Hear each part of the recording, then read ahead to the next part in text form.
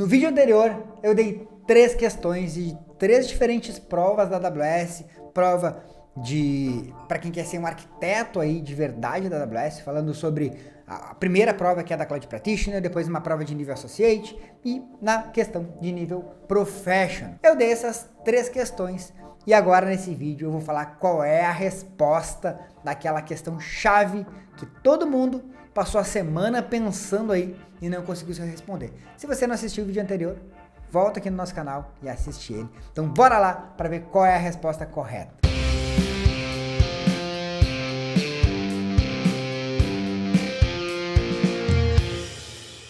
Opa, meu nome é Leandro Porciúncula, eu sou professor aqui na Cloud Treinamento, sou CTO na Upper Stack, especialista em Cloud AWS. E no vídeo anterior eu trouxe 3 questões, falei um pouco da diferença, né, das 3 principais provas da AWS, a AWS Cloud Practitioner, a AWS Solutions Architect nível Associate e a AWS Solutions Architect no nível Professional. E eu dei essas 3 questões, mostrei na prática e dei as respostas dessas questões. Então, da nível da Cloud Practitioner, a questão era a seguinte: qual serviço da AWS oferece a capacidade de gerenciamento de infraestrutura como código? E aí a resposta para essa questão é o AWS CloudFormation. Essa do nível da Cloud Practitioner, bem simples, né? Na questão número 2, eu já peguei uma de nível Associate, que a questão era a seguinte: um aplicativo é executado em uma instância C2, em uma instância de Amazon EC2, em uma VPC, e o aplicativo processa logs armazenados em um bucket no Amazon S3. A instância C2 precisa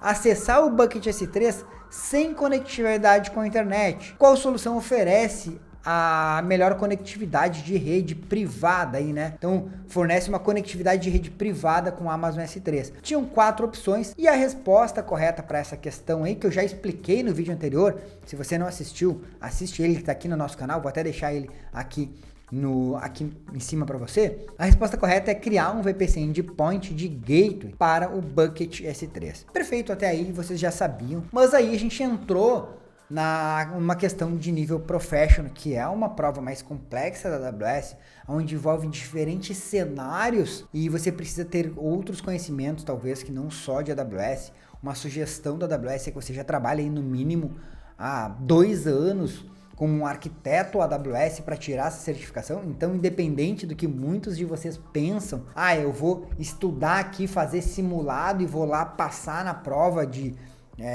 Professional. Não, esse não é o melhor caminho. O melhor caminho é realmente você trabalhar, se tornar um arquiteto, ter o conhecimento daquilo ali para depois ir lá e fazer a prova, porque são questões um pouco mais complexas. E a questão era a seguinte: uma empresa está hospedando uma API monolítica baseada em REST para um aplicativo móvel em 5 instâncias do Amazon EC2 em subredes públicas de uma VPC. Os clientes móveis se conectam à API usando um nome de domínio hospedado no Route 53. A empresa criou uma política de roteamento de respostas multivalor no Route 53 com os endereços IPs de todas as instâncias do EC2. Recentemente, o aplicativo foi sobrecarregado por aumento grande e repentino, de tráfego. O aplicativo não conseguiu acompanhar esse tráfego. Um arquiteto de soluções precisa implementar uma solução para que o aplicativo possa lidar com a sobrecarga nova e variada. Então, o arquiteto de soluções tem que criar uma solução para isso. Só que o grande lance dessa questão, tá? A resposta, ela se faz nessa questão, nesse ponto. Qual solução atenderá esse requisito com o menor sobrecarga operacional, com menos sobrecarga operacional, com menos esforço? Então, qual das opções eu consigo resolver isso com menor esforço? Então, no vídeo anterior, a galera deixou várias respostas ali, poderiam ser a correta. Eu vou ler as opções aqui para vocês e daí vou comentar elas e vou dizer por que cada uma delas está errada. Então, a opção A aqui é a seguinte: separar a API em funções individuais do AWS Lambda, configurar um API REST no Amazon API Gateway, com integração com Lambda, para o back-end. E aí eu atualizo o registro no Route 53 para apontar para o API Gateway. Essa seria uma solução. Então, eu pegaria minha aplicação monolítica e quebraria ela em várias funções Lambda, onde eu teria lá um API Gateway na frente, e aí eu apontaria o meu Route 53 só para esse API Gateway, esse API Gateway, esse endpoint, né, de API Gateway que chamaria as minhas funções. Essa é uma das opções. A segunda opção, a opção B, é containerizar a lógica da minha API, então tudo que ele é um monolítico que está no EC2 eu iria containerizar, daí criar tudo isso aqui em um cluster, né, com o Amazon Kubernetes Service, com EKS, e executar os containers no cluster usando EC2. E aí, criar uma entrada, né, criar uma entrada para o meu Kubernetes, e aí eu atualizaria o meu registro do Route 53 para apontar para essa minha entrada aí, para esse meu Kubernetes. Então essa seria uma opção, a opção B.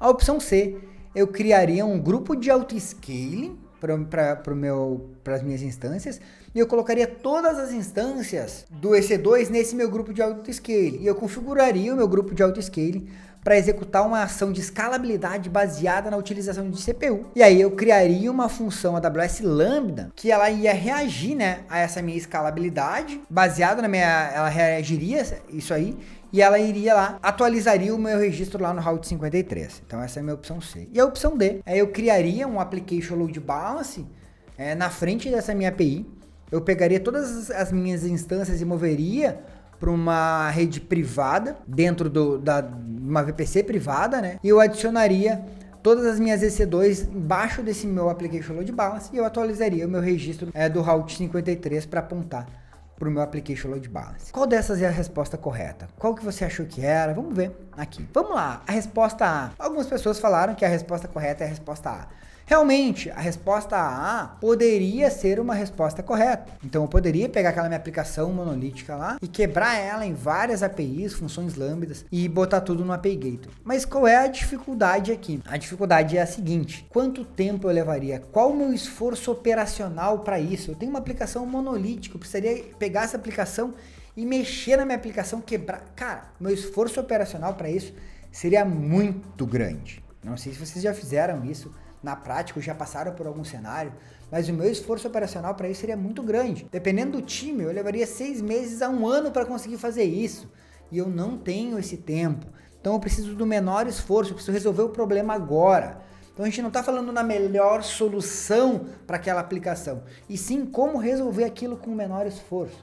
Essa é a grande questão. Então a opção A não é a opção correta. A opção B é eu containerizar todas as minhas APIs em clusters Kubernetes, né? E aí criaria uma entrada do meu registro do Route 53 apontando para esse meu cluster, para esse meu Kubernetes. Isso aí, ela envolve também, não é uma questão simples de fazer, não é rápida de ser feito. E eu mudar de EC2 para Kubernetes também não mudaria muito ali esse meu ambiente, porque eu continuaria apontando o meu Route 53 lá para o meu Kubernetes. Então a resposta B também não é a resposta correta, porque ela não é o menor esforço que eu teria aqui. Eu preciso de um esforço grande para containerizar a minha aplicação.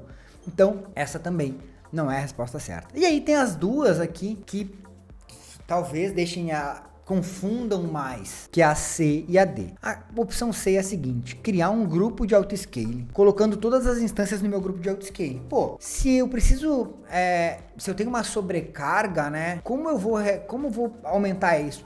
A maioria vai pensar, pô, vou fazer um autoscaling, vai escalar ali minhas instâncias e vai resolver o meu problema de sobrecarga. Só que qual é o grande problema aqui nessa solução, né, nessa opção C? Porque depois do meu autoscaling, eu faria o quê? Pela opção, eu acionaria uma função lambda que ia lá e ia pegar a minha instância que registrou no meu autoscaling, a minha nova instância no meu autoscaling, e ela ia registrar ela no meu DNS. Só que se já pararam para pensar que o DNS ele demora às vezes para propagar, então eu teria que botar isso aqui, propagar esse meu DNS para entrar nas minhas instâncias.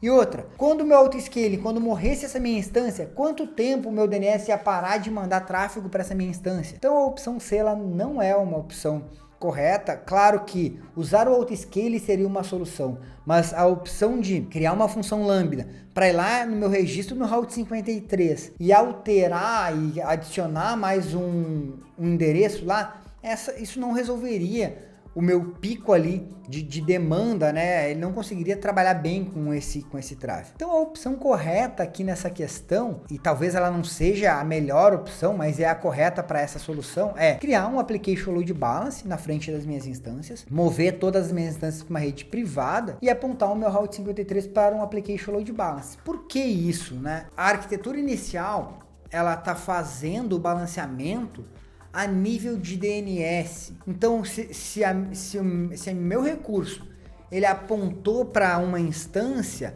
eu vou normalmente ficar sempre naquela instância ali, porque ele vai fazer esse balanceamento a nível de DNS. Então, a minha primeira requisição foi para esse DNS, ele aponta para aquela lá e me mantém lá. Quando eu tenho um application load balance atrás, o application load balance ele vai tratar, dependendo do algoritmo que eu utilizar, de mandar o meu tráfego para minha instância que está sendo menos utilizado. Então eu consigo balancear melhor esse meu tráfego e consigo entregar uma solução melhor para as minhas requisições. Então eu consigo tratar melhor essas requisições. Então a grande jogada aqui, a grande chave dessa resposta é o menor esforço. É claro que se eu colocasse ainda um auto-scaling na minha opção D, um auto-scaling com um application load balance, seria um cenário melhor.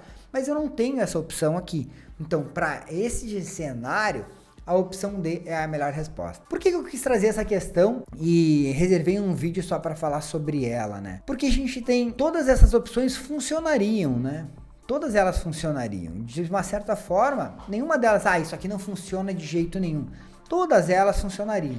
Mas para aquele cenário atual, qual é o menor esforço que eu tenho? Então, as questões de nível professional, elas têm muito disso.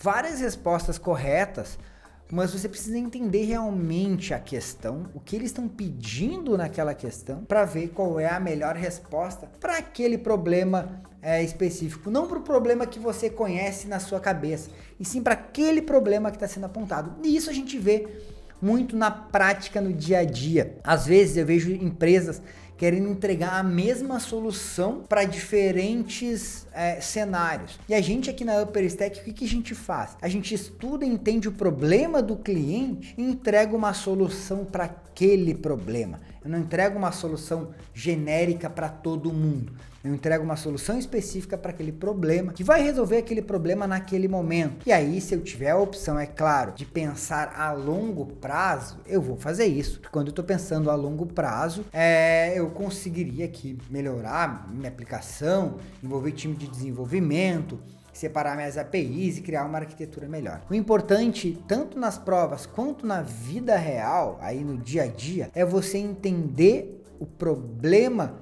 que a sua empresa tem, que o seu cliente tem, como você, como um arquiteto de cloud, resolveria aquele problema. Beleza? Se você gostou desse vídeo, quer mais vídeo como esses, deixa aqui nos comentários, escreve aí, já se inscreve no nosso canal e deixa aquele joinha. Isso aí, até o próximo vídeo.